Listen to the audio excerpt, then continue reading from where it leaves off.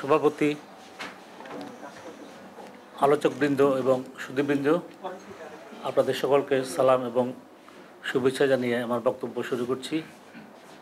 আজকে যে এই নারী সংস্কার কমিশনের যে রিপোর্ট, এই রিপোর্টে ওনারা সংবিধানের 15টি অনুচ্ছেদের ব্যাপারে তারা আলোকপাত করেছেন।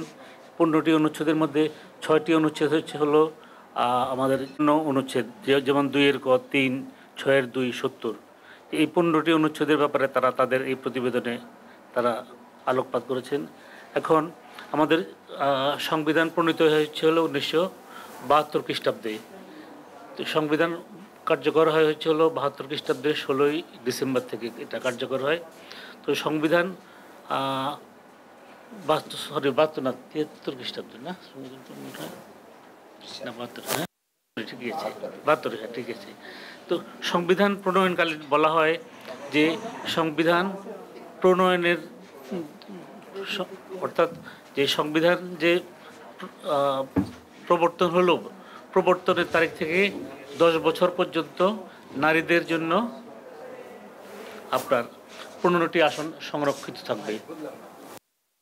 সংবিধান যেদিন প্রবর্তিত হয়েছে 16ই ডিসেম্বর 1972, ওই তারিখ থেকে পরবর্তী 10 বছরের জন্য নারীদের জন্য আসন সংরক্ষিত থাকবে।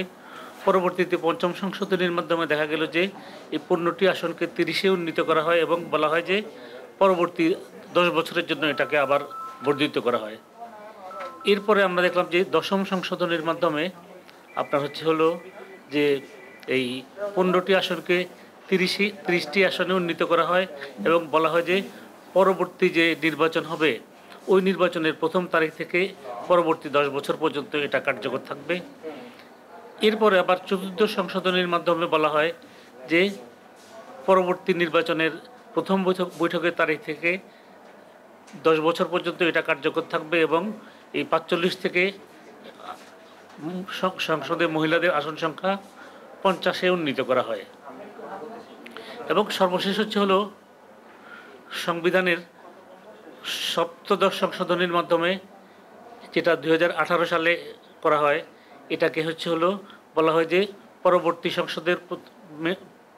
যে সংসদ নির্বাচন হবে ওই সংসদের প্রথম বৈঠকের তারিখ থেকে 25 বছর পর্যন্ত অর্থাৎ 1949 সাল পর্যন্ত এই নারীদের জন্য 50টি আসন সংরক্ষণ করা হয়।